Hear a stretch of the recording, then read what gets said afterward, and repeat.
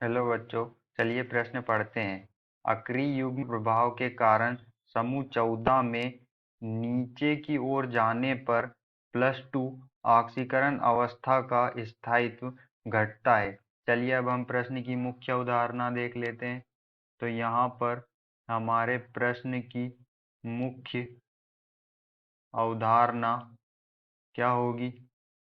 जो हमारा समूह 14 होता है, आवर्त सारणी में समूह 14 पी ब्लॉक में आता है और समूह 14 को कार्बन परिवार भी कहते हैं, कार्बन फैमिली भी कहते हैं। समूह 14 के अंतर्गत कार्बन, सिलिकॉन, जर्मेनियम, टीन और लेड ये तत्व आते हैं।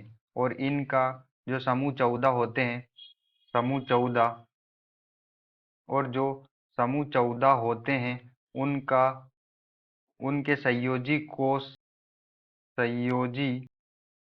कोष का जो इलेक्ट्रॉनिक विन्यास होता है, संयोजी कोष का सामान्य इलेक्ट्रॉनिक विन्यास वो NH2 Np2 होता है। तो हम देख सकते हैं कि इनके संयोजी कोष में जो इलेक्ट्रॉनों की संख्या है वो कितनी है? 4 इलेक्ट्रॉन है। तो इनकी जो संयोजकता होती है वो 4 होती है। इनकी जो सामान्य ऑक्सीकरण अवस्था होती है, सामान्य ऑक्सीकरण सामान्य ऑक्सीकरण अवस्था जो होती है वो सामान्य ऑक्सीकरण अवस्था कितनी होती है? +4 होती है, क्योंकि इनके संयोजी कोष में 4 इलेक्ट्रॉन होते हैं।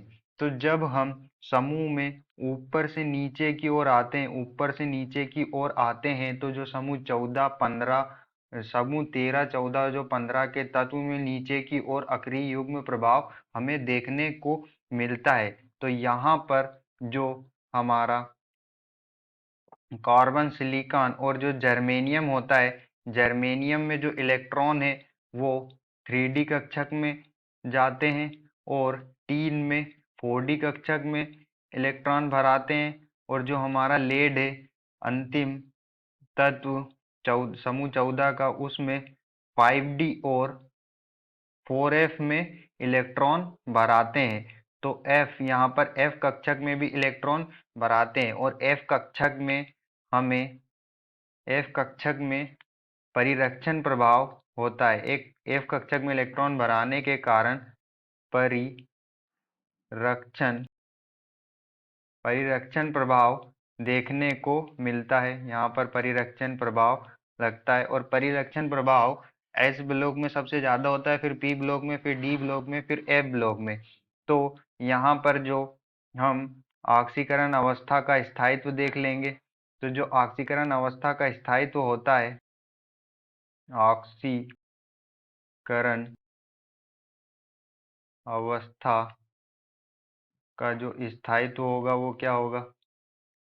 स्थायित्व जो होता है वो जो हमारा कार्बन है वो जो समूह में ऊपर से नीचे जाने पर +4 ऑक्सीकरण अवस्था जो है घटती है।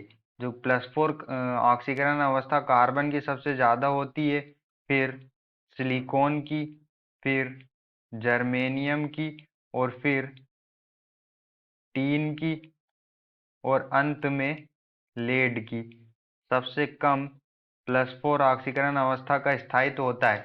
लेकिन जब हम +2 ऑक्सीकरण अवस्था के स्थायित्व की बात करते हैं, जो हमारी +4 ऑक्सीकरण अवस्था ग्रुप समूह में ऊपर से नीचे जाने पर इसका जो +4 ऑक्सीकरण अवस्था का स्थायित्व जो है घटता है। लेकिन जो +2 ऑक्सीकरण अवस्था होती है वो समूह में ऊपर से नीचे जाने पर इनका स्थायित्व बढ़ता है। अक्रिय युग्म प्रभाव के कारण अक्रिय युग्म प्रभाव के कारण, क्योंकि जो हमारा लेड होता है Pb या +2 ऑक्सीकरण अवस्था का स्थायित्व ज़्यादा होता है इसका +4 ऑक्सीकरण अवस्था से, क्योंकि यहाँ इसमें जो है 4F कक्षक में इलेक्ट्रॉन भराते हैं। तो F कक्षक में जो है परिरक्षण प्रभाव लगता है। तो परिरक्षण प्रभाव के कारण यहाँ पर जो अक्रिय युग्म प्रभाव होता है वो +2 ऑक्सीकरण अवस्था का स्थायित्व नीचे जाने पर बढ़ता है। तो यहाँ पर जो है सबसे ज्यादा +2 ऑक्सीकरण अवस्था का स्थायित्व लेड का होता है। फिर जो हमारा क्रम होता है वो उल्टा हो जाता है। फिर टीन का +2 ऑक्सीकरण अवस्था का स्थायित्व ज़्यादा होता है।